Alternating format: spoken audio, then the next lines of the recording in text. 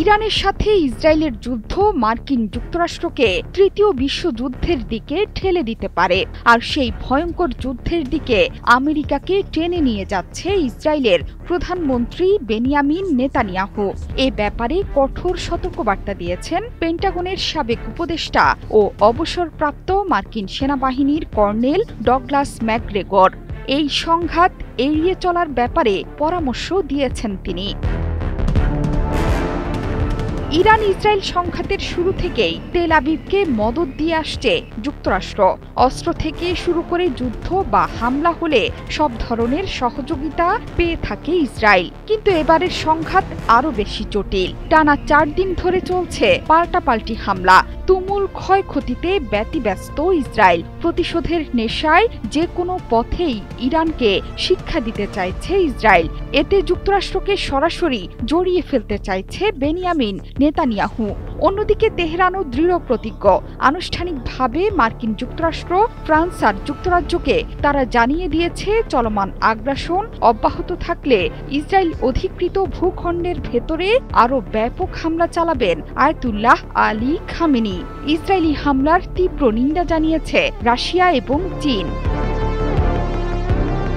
চলমান সংঘাতের গতি প্রকৃতি কি হবে বা এই যুদ্ধ ভবিষ্যতে কোন দিকে মোড় নেবে তা নিয়েও চলছে নানামুখী আলোচনা। কেউ বলছেন এই যুদ্ধ আঞ্চলিক রূপ নেবে, আবার কেউ বলছে এটি সর্বাত্মক রূপ নেবে।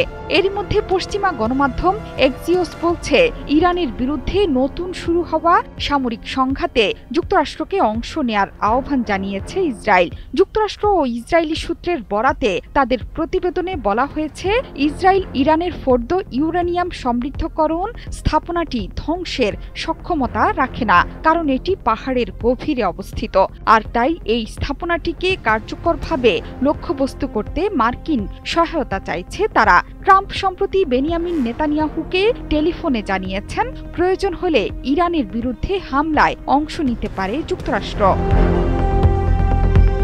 এরই মধ্যে ইসরায়েলি হামলার মধ্য দিয়ে তৃতীয় বিশ্বযুদ্ধ শুরু হয়ে গেছে বলে মন্তব্য করেছেন রুশ জেনারেল আপতি আলাদিনোভ। রুশ সামরিক বাহিনীর প্রভাবশালী কর্মকর্তা হিসেবে পরিচিত তিনি। ইসরায়েলি হামলার পর পুতিনকে আরও 10 লাখ নতুন সেনা নিয়োগ দিতে আহ্বান জানিয়েছেন এই সামরিক কর্মকর্তা। তার ভাষ্য, যুদ্ধ নতুন মোড় নেয়ার পাশাপাশি এরই মধ্যে গতি পেয়ে গেছে। পশ্চিমাদের দিকে ইঙ্গিত দিয়েছেন সাবেক এই রুশ সেনা কর্মকর্তা। তার মতে পশ্চিমারা যেভাবে ইরানের সাথে খেলছে, যেভাবে অন্যদের সাথে খেলছে, সেভাবে রাশিয়ার সাথে যাতে খেলার সাহস না পায় সেজন্য প্রস্তুত রাখতে হবে সৈন্যদের। শুক্রবার ভোররাতে ইরানের রাজধানী তেহরান সহ বিভিন্ন জায়গায় সামরিক ও পরমাণু স্থাপনায় হামলা চালায় ইসরায়েল। এই হামলায় প্রাণ হারিয়েছে ইরানের সামরিক বাহিনীর শীর্ষ 20 কর্মকর্তা।